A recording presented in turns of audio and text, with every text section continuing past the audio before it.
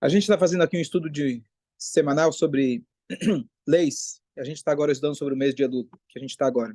Então, quem tem o livro, quem quiser acompanhar, a gente vai ler na página 700, capítulo 128, artigo 2. A leitura é rápida, depois a gente vai explorar um pouco. É costume soar o shofar nesse mês. A gente ouviu agora há pouco. A partir do segundo dia de Rosh Chodesh Elul. Os toques são feitos diariamente após o Shacharit, na seguinte ordem: Tekiah, Shevarim, Truah e Tekiah. Não é soado o shofar na véspera do Rosh Hashanah, para que haja separação entre o toque voluntário e o toque obrigatório. Logo eu vou explicar. O motivo do toque do shofar nesse mês é para despertar o povo para o arrependimento, pois o shofar naturalmente tem o poder de despertar e fazer tremer. Conforme foi dito nas escrituras, se o shofar for soado na cidade, o povo não temerá. Então, a halachá de hoje, na verdade, é mais um costume, e os Ashkenazim apenas costumam tocar o shofar durante esse mês. Lembrando que o shofar de agora não te isenta a ouvir o shofar no Rosh Hashanah. Inclusive, a gente faz questão de não fazer uma campanha do shofar ao longo do mês, porque de repente o cara vem na sinagoga, já adiantei o expediente, Rosh Hashanah eu tenho viagem marcada e já matei o shofar. Final da Copa do Brasil. Caiu no Rosh Hashanah? Um vai jogo cair? No Rosh Hashanah, outro em Yom Kippur. Olha só. Dá para gravar o Yom Kippur, então. Não, grava aqui direito, eu vou no meu vídeo. O não vai estar nesse. Ah, então tá bom. Isso é uma braca. Deus escreve no Rosh Hashanah e elimina no Yom Kippur, não é isso? Ok.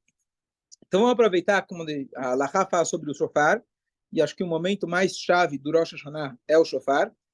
Não apenas que a única mitzvah específica do dia é o toque do shofar. Claro que a gente reza mais, tem muito mais música, canção, tchuvá, mas a mitzvah bíblica do Rosh Hashanah é escutar o shofar, além de descansar, de ser Yom Tov, etc. Mas específica do Rosh Hashanah é o shofar. E é o momento que a turma fecha os olhos e pensa em alguma coisa. Não sei o que cada um está pensando, mas vamos tentar descobrir o que cada um deveria pensar. Então, o shofar que a gente vem escutando agora é o aquecimento. E aqui ele diz, no sentido mais simples, o shofar ele vem despertar, aqui ele diz como o medo, seria mais do que uma reverência. Por que o shofar ele traz esse tipo de referência? Era anúncio de guerra. Anúncio de guerra? Que mais? Porque o passuca ele diz que quando se toca o shofar, se dá medo. Então, apesar de que a pessoa pode ouvir o shofar e não sentir esse medo, a nossa alma, na hora que você toca o shofar, ela se toca com o toque do shofar. A gente sabe que mesmo na época da Inquisição, os assim chamados marranos, eles que tentavam manter o judaísmo mesmo sob as circunstâncias adversas. Então, a história é contada que alguns dos marranos eles faziam parte da orquestra sinfônica. E em determinado momento, eles introduziram o shofar dentro da orquestra. Por que não? Um instrumento diferente, bonito, simples. E eles tentavam marcar para que as apresentações fossem em pleno Rosh Hashanah e que tivesse um solo do shofar. E sem que a turma percebesse, eles tocavam o shofar. Na audiência, na plateia, tinha lá talvez centenas, se não milhares de judeus. Eles tocavam o shofar e assim todo mundo fazia a mitzvah. Uns estavam aplaudindo que o show era bonito, outros estavam fazendo a mitzvah do shofar. Então, o que o shofar ele vem fazer? Qual que é o pensamento que a gente deve ter no momento do shofar? Eu vejo aqui na sinagoga, acho que acredito que em várias sinagogas acontece a mesma coisa. A hora do shofar, as crianças vêm na sinagoga, aqueles que têm seus filhos, especialmente filhos pequenos, se cobrem com talit, sim ou não? Se cobrem com talit e ficam cada um pensando. O que cada um está pensando? Eu não sei, mas eu imagino pedir um ano bom, pedir saúde, proteção, prosperidade, Mashiach. Você já está avançado. Esse é o momento mais importante. Mas, primeira coisa, quando a gente ouve o shofar, tem uma kavaná muito simples. Qual é a kavaná? Qual deve ser a meditação? Então, eu vou mudar um pouquinho o tema. Quando você coloca o talit todos os dias, qual deve ser o seu foco? Você coloca o talit de manhã. Na hora que você vai lá fazer a brachá, o que você pensa nessa hora? Se envolvendo com a mitzvah de Hashem. Ótimo. Tem mais uma kavaná. Na hora que você faz assim, cuidado para o fio não ir no olho do vizinho. Certo? Então essa é a kavaná primordial. Você tem que tomar cuidado para não ferir o olho dos outros. O que eu quero dizer com isso? Que antes da kavaná extra do shofar, existe uma kavaná muito simples e essencial para o cumprimento da mitzvah. Na hora que você está cumprindo a mitzvah do talit, do tefilin, do Shema Israel, do shofar, ter a consciência que nessa hora eu estou cumprindo a ordem divina de ouvir o shofar no Rosh Hashanah. Essa é a mitzvah. E não ouvir como deixar entrar no ouvido, prestar atenção para você fazer a mitzvah. Isso é essencial em cada mitzvah, especialmente nessa mitzvah que ela é tão importante. A pessoa só cumpre a mitzvah se ela ouvir ao vivo.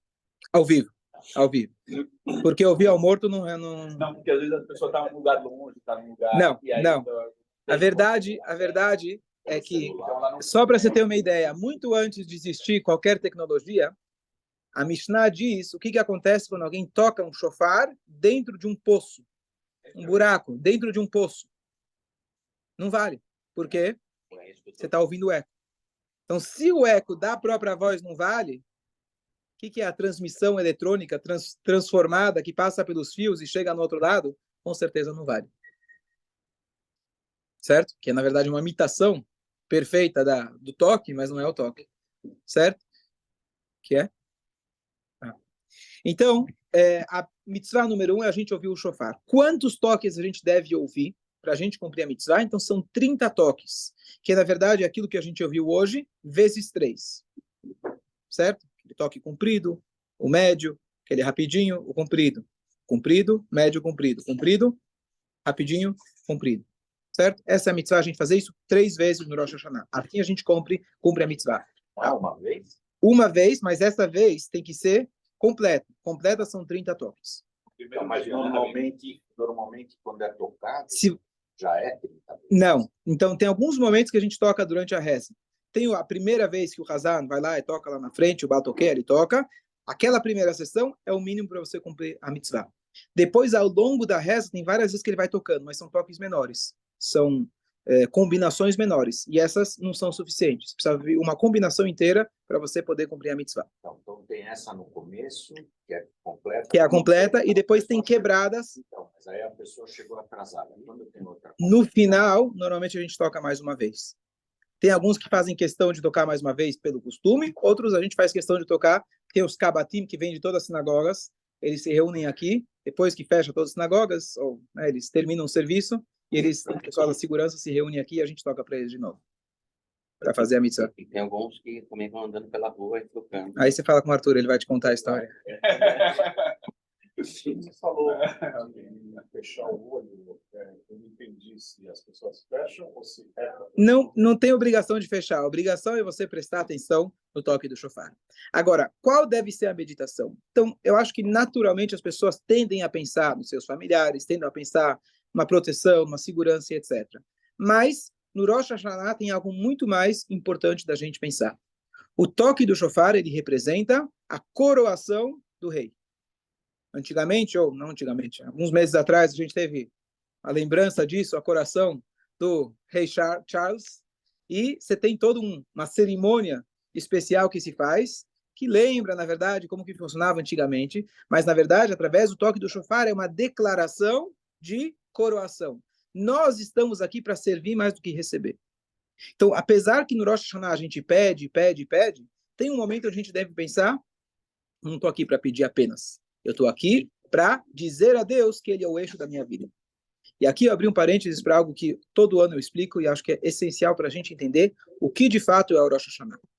Rosh Hashanah, o que aconteceu historicamente no Rosh Hashanah? O homem foi criado, o mundo foi criado no dia 25 de Elul, sexto dia da criação é o Rosh Hashanah. Quem está sendo julgado no Rosh Hashanah? A humanidade. A humanidade. Então, o Rosh Hashanah, já nos Estados Unidos, não é uma festa unicamente judaica, é um feriado. A pessoa pode faltar, em muitos lugares já, muitas escolas, inclusive, fecham no Yom Kippur, certeza, o Rosh Hashanah, parte delas já fecham. Rosh Hashanah é uma festa, uma comemoração universal. Não é exclusiva judaica. O que acontece no Yom Kippur?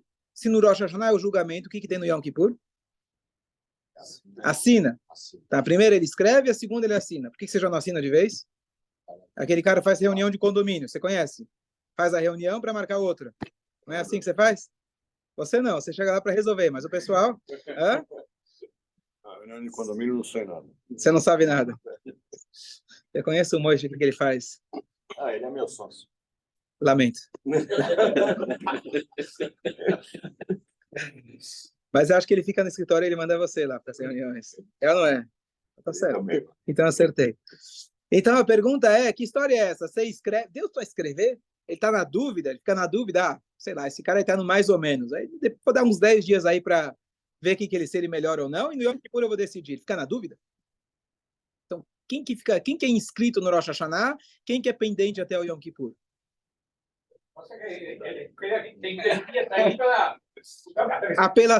Apelação. Dá para mudar ainda. Depende do dia que aconteceu nos 10 dias. Tá, ok. O Ó, então, o que dizem nossos livros? Aquele que é tzadik, aquele que é justo, já está selado para a vida. Aquele que é o contrário, já está selado para o contrário. Quem fica pendente para o Yom Kippur? Os que estão no meio a meio. Hã? Os em cima do muro. Boa.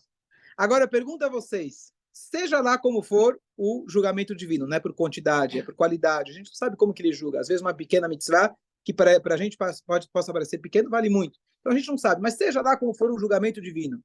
Quantas pessoas ficam exatamente nos 50-50? A gente pressupõe que a maioria ou está para um lado ou está para o outro. Então Yom Kippur, pelo jeito, ficou só para uma pequena minoria.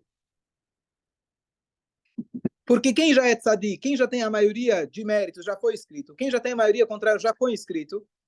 E só ficou pendente para o Yom Kippur, aqueles estão no meio a meio. Então, se eu já sei que eu estou longe de ser tzadik, então não preciso fazer Yom Kippur. Nem vai adiantar. É isso? Ou aquele cara que já se garante, já estou garantido, também não preciso. Quem fica? Os caras que estão no meio a meio. Quem são que estão no meio a meio? São poucos. Como que você sabe? Como que eu sei? Boa pergunta. Então, boa, vamos supor que eu não sei. Então, eu não sei. Tá certo? Então, vou fazer questão de saber. Ou que eu melhoro ou que eu pioro. Aí eu vou ter certeza. Ou, mesmo que eu faço pela falta do conhecimento, mas fica aquele, será que eu estou no Yom Kippur só para vai que eu estou no 50-50? Quais são as chances de eu ter exatamente o mesmo número, ou a mesma quantidade de mitzvot para um lado para o outro? E afinal, Yom Kippur, a gente fala que é o dia do perdão. Não é só para alguns, só para aqueles que estão no meio a meio. O Yom Kippur é o dia do perdão. Então, como que a gente explica qual a diferença entre Rosh Hashanah e Yom Kippur? Primeira pergunta. Segunda pergunta, de fato acontece, todos aqueles que a maioria está para o outro lado, a maioria de atos está para o outro lado, eles não sobrevivem até o ano que vem, sim ou não? Você conhece gente que ano passado você achou que não merecia e está vivo inteirão ainda? Ou ele foi eliminado? Sempre tem. Sempre tem o tempo para fazer tchuvá, mas se Deus ele estelou para a vida, a gente fala, lechaim, a gente quer que Deus ele estela para a vida. O que é vida? Não, mas tem o Shonaraba. Tem a apelação da apelação. Tua formação é em direito ou você se mete em muita treta mesmo? Boa, tá bom. Mas estou falando o mundo em geral. Se o mundo ele é julgado em Rosh Hashanah e tudo que a gente está rezando é para ser selado para a vida, a gente não vê esse critério, esse crivo divino, de fato acontecendo aos nossos olhos. Tem muita gente que a gente vê que não merece, o cara está vivo e cada ano vai passando. Muita gente que a gente vê claramente que o cara merece e não passa até o ano que vem. Como funciona? Qual que é o julgamento divino? Parece uma brincadeira. Para que você está rezando? Para viver? É garantido? O cara que faz mais mitzvah, ele vai viver até o ano que vem? Não. O que você está rezando? É brincadeira? Boa. Boa. Então a resposta principal é a seguinte: o que significa alguém que tá para um lado ou tá para o outro? Não necessariamente é número nem qualidade. A questão é qual é o seu foco. Qual é o eixo da sua vida? E o critério aqui de definir quem vai viver ou não vai viver, vamos primeiro definir o que significa viver. Viver não significa apenas estar respirando dentro do corpo. Qual que é a definição médica de viver ou falecer? Está aposentado.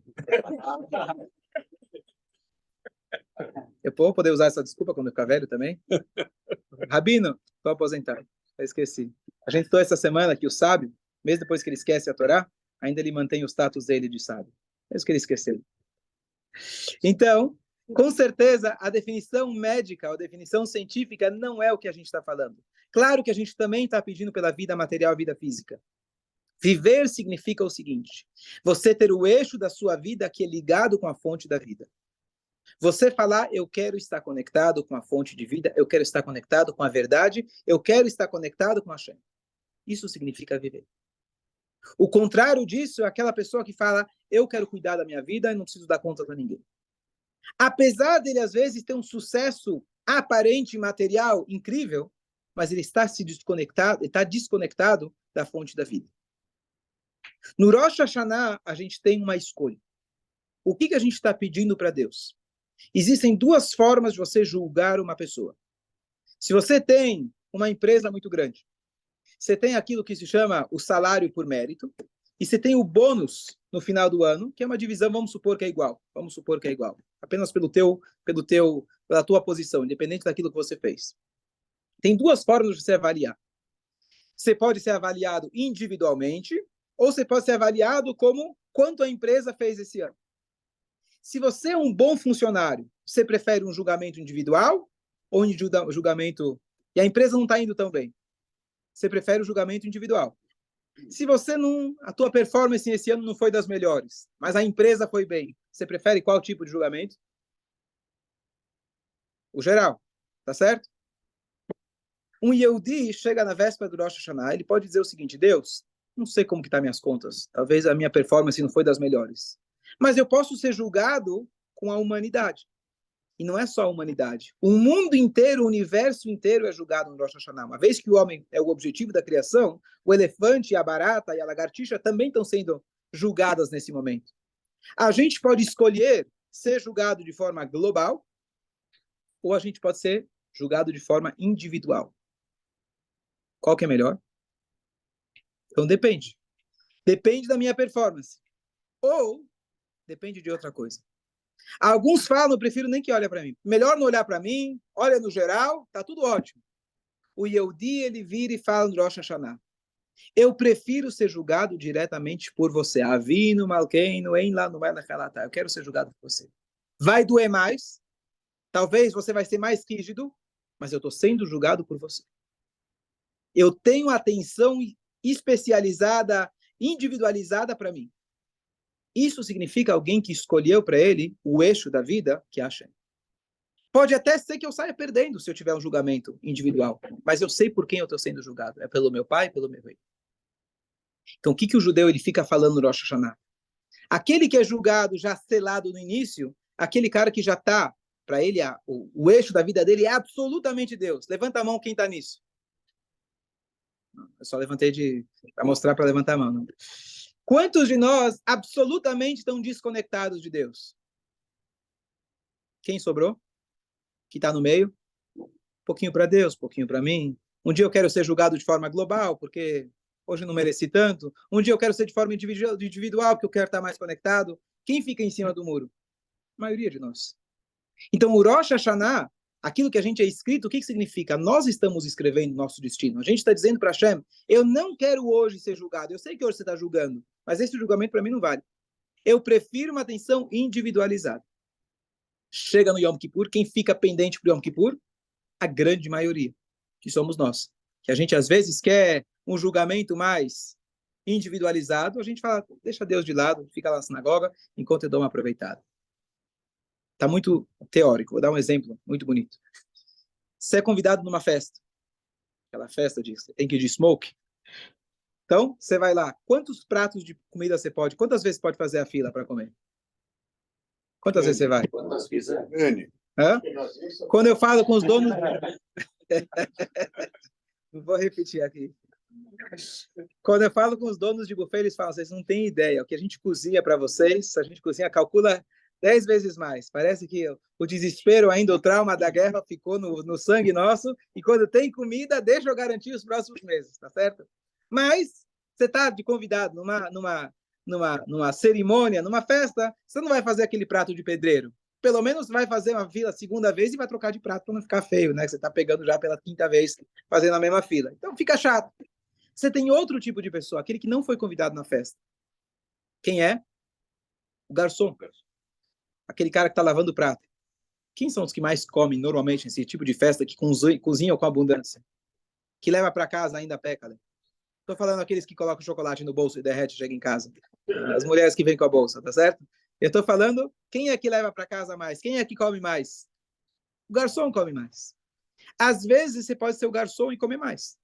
A pergunta é, você quer ser convidado de honra ou você quer ser um funcionário? Ou os ratos e cachorros que também comem bastante daquilo que é jogado no lixo. Em Rosh Hashanah a gente tem uma escolha. Você quer ser um garçom? Você quer ser um funcionário? Você quer ser o gato e o cachorro que estão comendo muito, mas não foram convidados na festa?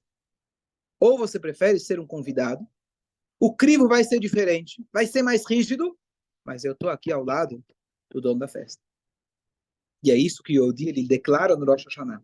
Quando a gente toca o shofar e a gente fala, Deus é o meu Deus, eu estou coroando o rei, eu não estou dizendo alguma coisa apenas filosófica, teórica, distante. Eu estou assumindo o compromisso. E eu digo, eu quero vida. O que significa vida? O eixo da minha vida é estar conectado com o rei dos reis, Akadosh Baruch Hu. Seja lá qual for o seu julgamento. Eu quero estar conectado com ele. Eu tenho os dias intermediários, os 7 dias intermediários, chega o Yom Kippur, Deus ele cede, ele fala, você passou. Você agora não está sendo julgado junto com o elefante e a barata, você está sendo julgado individualmente por mim. De quem é a festa de Yom Kippur? Ela é universal ou judaica? Judaica. Judaica. O Yom Kippur ele surgiu quando Deus ele perdoou pelo pecado o bezerro de ouro, Moshe Rabbeinu subiu 40 dias, etc. Chegou no Yom Kippur, ele desceu com as segundas tábuas. Para quem foi as tábuas? Para o povo judeu.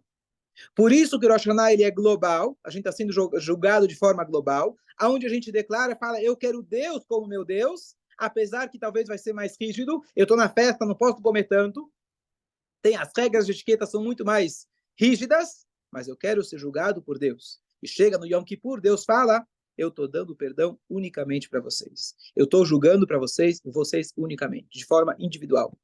E por isso, nem sempre a gente vê que o cara que fez mais coisas boas, que ele vai viver até o ano seguinte. Aquele cara que ele fez mais coisas boas, ele viveu aquele ano. Ele estava vivo, ele estava conectado. Talvez não necessariamente fisicamente, a gente espera que também fisicamente. Por isso a gente pede Shana Tová, um metuká, o ano bom, e por que doce? Se é bom, é doce. Qual a diferença? Às vezes o bom pode ser amargo.